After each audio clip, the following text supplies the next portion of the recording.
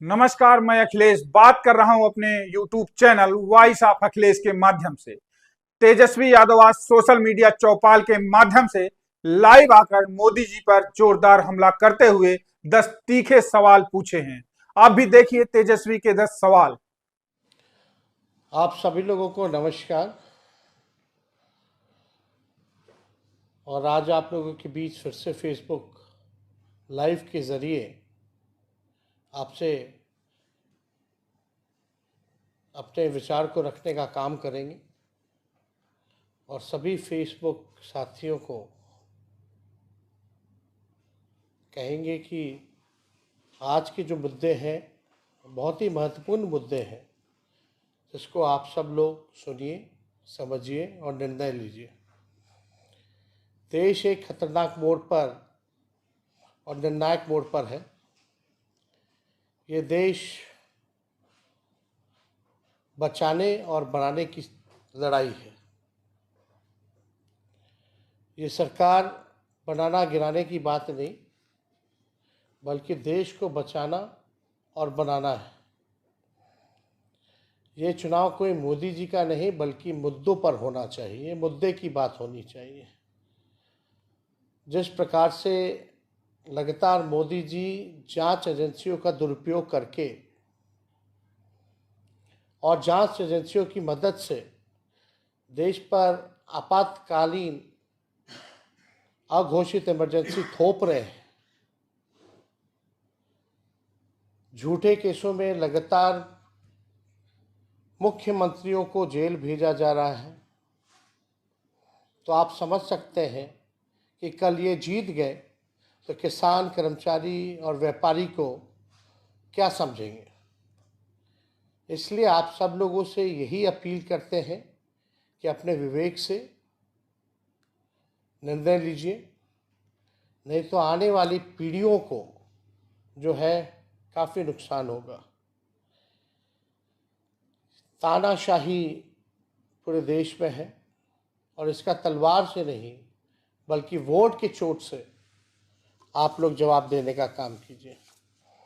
हम लोग लगातार आप लोगों के बीच आते हैं, मुद्दे की बात करते हैं, गरीबी की बात करते हैं, बेरोजगारी की बात करते हैं, हम लोग किसान मजदूर की बात करते हैं, विकास की बात करते हैं, भाईचारे की बात करते हैं।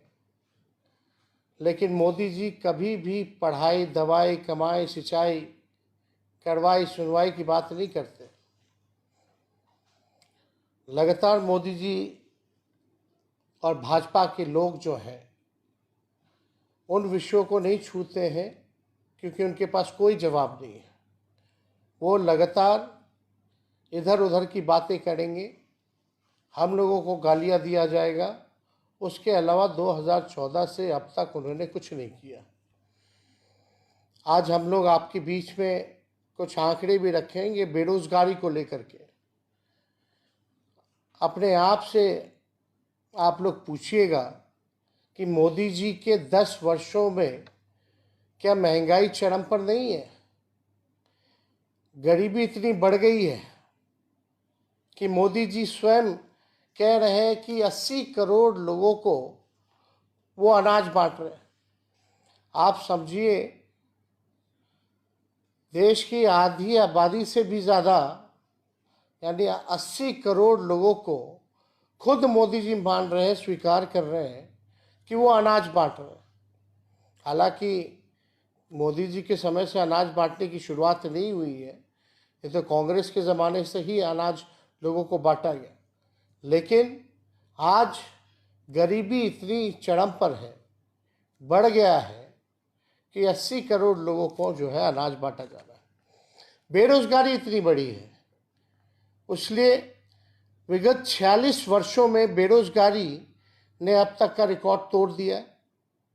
आप देखेंगे, भयानक आंकड़े मेरे सामने हैं। इंटरनेशनल लेबर ऑर्गेनाइजेशन यानी ILO, यानी हिंदी में हम कहें तो अंतर्राष्ट्रीय श्रम संगठन और इंस्टीट्यूट ऑफ ह्यूमन डेवलपमेंट की बेरोजगारी की रिपोर्ट और ताज़ा आंकड़ों में मुताबिक आज देश के बेरोजगारों में से 83% युवा है, या 83% जो है युवा है। पढ़े लिखे युवाओं में बेरोजगारी दर जो है 65.5% है, यानी जो पढ़े लिखे युवा है उसमें भी 65.5% है। ग्रामीण क्षेत्रों में सिर्फ, देखिएगा, गांव में आत्मा बस्ती है, ग्रामीण इलाकों में सिर्फ 17.5% युवा के पास काम है। यानी भारत की आत्मा जहां गांव में बसती है, 82% युवा गांव के हमारे देश में बेरोजगार है। आज तक मोदी जी ने इन आंकड़ों के बारे में नहीं बताया।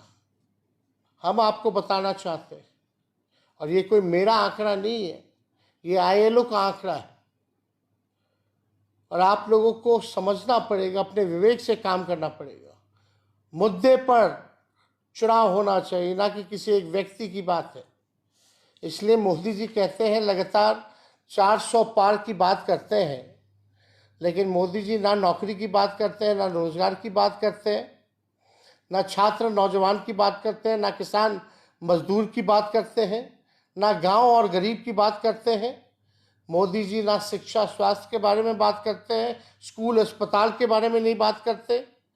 फिर किस बात पर देश की जनता 400 पार करेगी? अगर मोदी जी मुद्दे पर बात नहीं करेंगे तो 400 क्या, 100 भी पार नहीं हो पाएगा। इसलिए मोदी नहीं, मुद्दे की बात होनी चाहिए। आज आप लोगों के सामने हमने आंकड़ा रखा, लेकिन मोदी जी ने क्या क्या कहा था, आप खुद से सवाल पूछिए। 2014 में NDA को 40 में से 33 सीटें मिली थी, और 2019 में NDA को 40 में से 39 सीटें जो हैं वो मिली। 10 वर्षों से ऊपर नीचे डबल इंजन की सरकार है। मोदी जी के आने के बाद क्या तब्दीली हुई आपकी जिंदगी में, जरा इस पे सोचिएगा। मोदी जी ने 10 वर्षों में आपके गांव को क्या दिया? मोदी जी ने 10 वर्षों में आपके जिला, क्षेत्र, प्रदेश को क्या दिया? मोदी जी ने क्या आपके गांव में अस्पताल बनवाया? क्या स्कूलें अपग्रेड की? क्या आपके जिला के क्षेत्र में उद्योग लगाया? क्या 10 वर्षों में निवेश बिहार में आया? क्या 10 वर्षों में जितना निवेश और विकास गुजरात में हुआ है, क्या उतना बिहार में हुआ है? ये सवाल जो है आप सब लोगों को पूछना चाहिए। मोदी जी ने क्या वादा किया था पिछले बार कि 2022 तक जो है किसान भाइयों का आय दुगना कर देंगे।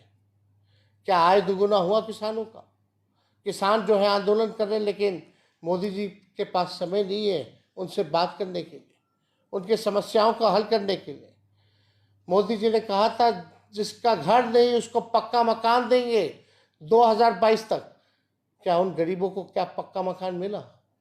ये सवाल पूछेगा। मोदी जी ने कहा था स्मार्ट सिटी जो है वो बनाने का काम करेंगे। क्या आपका पटना या बिहार में जो चुने गए थे स्मार्ट सिटी के नाम पर, क्या वो शहर स्मार्ट बने? ये सवाल पूछिए।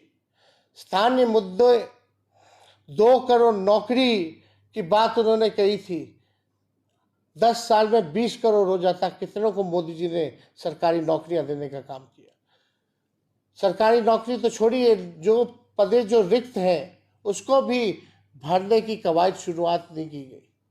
जो भारत सरकार में 15-15 लाख रुपए क्या खाते में आए? किसानों की आय दुगुना नहीं हुआ। प्रधानमंत्री आदर्श ग्राम का क्या हुआ? क्या हमारी गंगा को साफ करने का वादा किया था इन्होंने, क्या गंगा साफ हुई? पेट्रोल, डीजल, गैस सस्ती हुई या और महंगा हो गया? सब्जी दाल सस्ता हुआ कि नहीं हुआ? महंगाई बढ़ी या घटी, ये विचार कीजिए। बेरोजगारी कम हुई कि बढ़ी, ये विचार कीजिए। गरीबी बढ़ी कि घटी, ये आप लोग सोचिए। अग्निवीर का क्या हुआ? अग्निवीर में जो सेना रेलवे में सबसे ज़्यादा बहालियां मिलती थी उसको जो है निजीकरण जो है कर दिया गया, 4 साल के कॉन्ट्रैक्ट पे दे दिया गया। नोटबंदी से किसका फायदा हुआ, ये जो है आप लोग बताइए और सोचिए। बोलते हैं देश का चुनाव है, हम बताना चाहते हैं जब तक गांव का, आपके गांव का विकास नहीं होगा, जब तक आपके प्रखंड का विकास नहीं होगा, जब तक आपके जिले का विकास नहीं होगा, जब तक आपके प्रदेश का विकास नहीं होगा, तब तक देश का विकास नहीं हो सकता। इसलिए इन सारी बातों को हमने आपके समक्ष रखा है और आप लोग सोच विचार करके वोट देने का काम कीजिएगा। जो लोग बड़ी बड़ी बातें करते हैं, झूठ अफवाह फैलाते हैं, भाई को भाई से लड़ाते हैं, धर्म को धर्म से लड़ाते हैं, इनका केवल एक ही एजेंडा है कि बिना काम किए हुए समाज को बांटो, लड़ाओ, नफरत पैदा करो ताकि उनका काम निकल जाए।